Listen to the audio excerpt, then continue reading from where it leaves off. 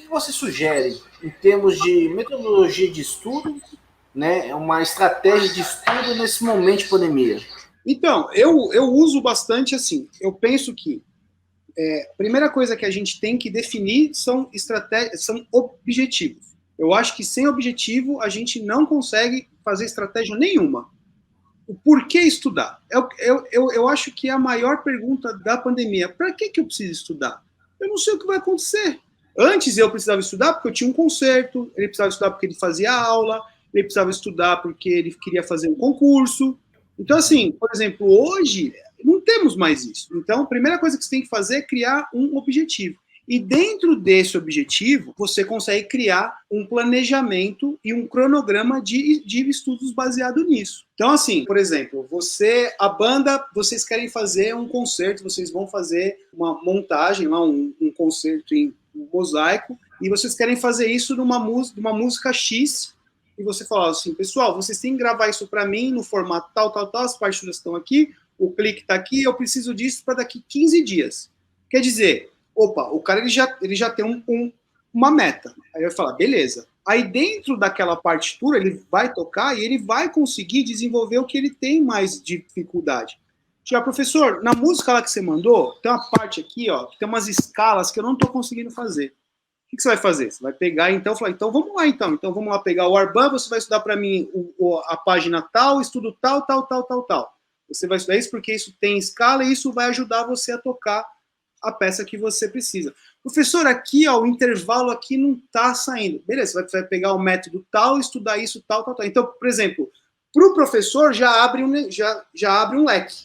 Assim, opa, porque dentro desse objetivo que vai aparecer as deficiências que ele tem, que é o que você vai ter que trabalhar com ele. Porque isso você fazia em sala, agora você não pode mais. Né? Então, esse é um grande lance que você vai fazer. Tem aquele aluno, por exemplo, que ele só toca na banda. Ele só pega o instrumento no dia da banda e toca. Ele não estuda, ele não faz nada, não quer saber de nada. Esse aí, ele vai continuar do mesmo jeito. Então, esse não adianta você ficar impondo coisas para ele fazer. Não.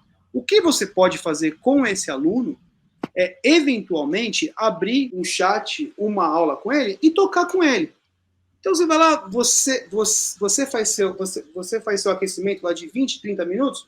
Meu, o que você está fazendo? Pô, vamos fazer um aquecimento junto? Aí você abre a câmera, toca junto com o cara, faz um aquecimento. Porque você sabe que esse aí, se você não fizer junto, ele vai fazer. Porque ele já faz isso daí antes.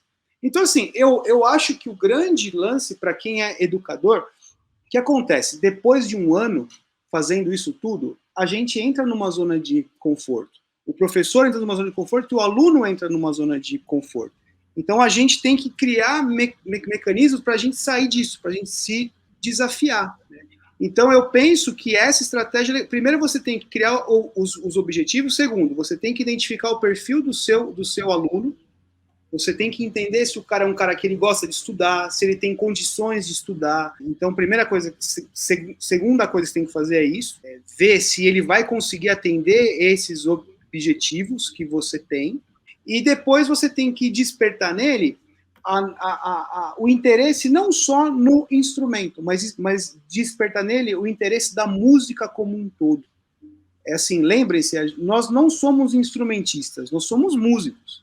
E nós não somos só músicos, nós somos artistas.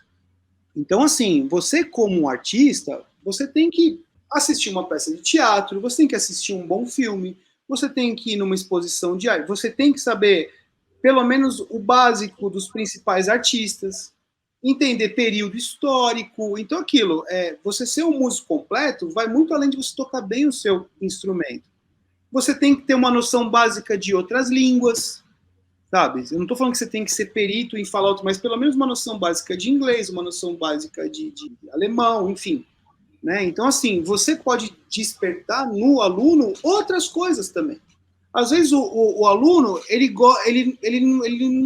não está tão confortável em ficar estudando, mas ele curte, tipo, ver um documentário no Arte 1 sobre dança.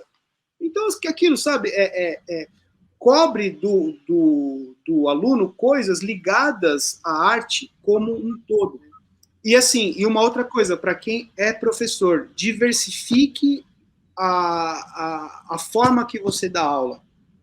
Uma semana faz um studio class, coloca lá os vídeos e dá o seu feedback. Na outra semana, abre um masterclass. Na outra semana, faz uma análise de um vídeo, faz uma análise de alguma coisa, coloca lá um vídeo do German Brass e faça uma análise. Na outra semana, faça um aquecimento coletivo, mesmo que seja ruim essa forma, mas faça aí. Assim, diversifique o que você faz para ficar uma coisa interessante. Agora, a principal coisa que a gente precisa agora é ter contato com a música, com a arte e com o nosso instrumento.